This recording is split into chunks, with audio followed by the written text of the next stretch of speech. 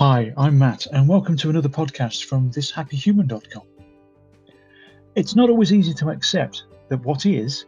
But if we can learn to be content with our life as it stands, there are lessons to be learned from both the good and the bad.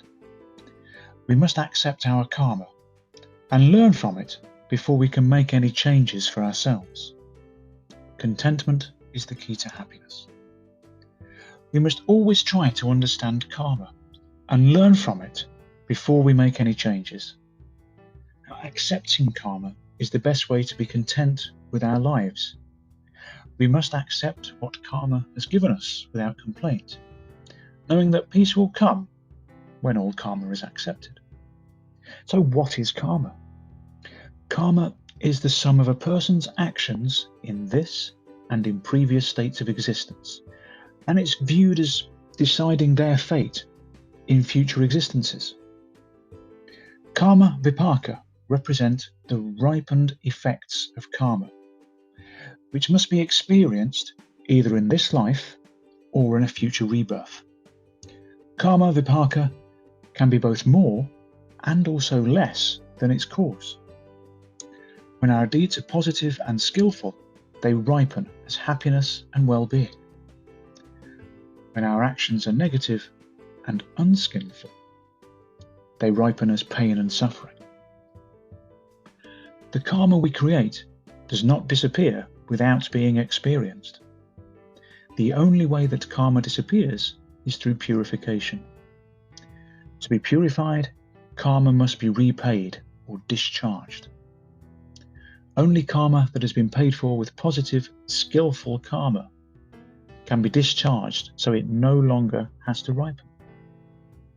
Now, since karma is tied together with actions, karma vipaka are the results of our karma and our actions that have already been experienced. If we look at past lives, karma is volition, intention, or will. Karma may be viewed as a type of force that carries us from one life to another, and also creating our next life situation just by its own potency. Now, I mentioned karma earlier as being fate. It's not really, it was just the best word I had at the time. And it doesn't really control our lives. Rather, karma operates by presenting us with alternatives, thus creating the causes of our future. A karma vipaka kandra is a person who has karma ripening for them at any given time. And that's pretty much all of us. Karma may be negative or positive based on whether it ripens. Looking at our present lives, in karma theory, karma is primarily seen as having effects in this very same lifetime rather than in future rebirths. Karma primarily affects the being whose karma it is. However, beings are all interconnected. What affects one of us affects all of us, and it's in different ways depending upon our relationship with it. Karma that produces results at once, i.e. that's in the same life, or very quickly due to its potency or strength, is called karma with visible result. For example, a karma may ripen when a person is dying, and it's causing suffering or pain to the dying person. Such karma calls for an immediate response to eliminate the karma-produced suffering. Seeds of karma produce their results over time, and usually in future rebirths. These are karmic actions that have no visible result. Some types of karma produce results in this lifetime, and that's known as karma in this life, and others produce results in the next life. And these 5 karma with results are as follows. 1. Karma producing suffering immediately. 2. Karma producing moderate suffering when reborn or during our continued existence.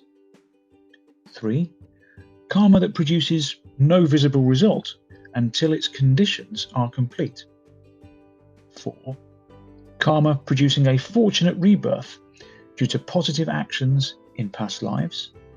And 5, karma producing an unfortunate rebirth due to negative karma in past lives. I've mentioned karma vipaka, and that's the ripened effects of karma. It's the outcomes. The term karma vipaka also applies to the experience itself, which is in contrast to the actions which produced the experience. So the action of going through is karma vipaka. It is karma with a visible result, and karma does not perpetuate itself. It needs to be activated by our own volition and will. The karma we created in the past has ripened, and karma vipaka is karma that is about to produce a result that we can see or feel now. In karma vipaka, karma is a result that will occur within this lifetime. Now, these results can include happiness and unhappiness, and that results, from our karma that still remains to be experienced. In this life, the karma that ripens now in accordance with the karma vipaka kandra that was present at a previous death. Our karma, much like a seed, contains within it the potency of future fruit, future circumstance, or future experience.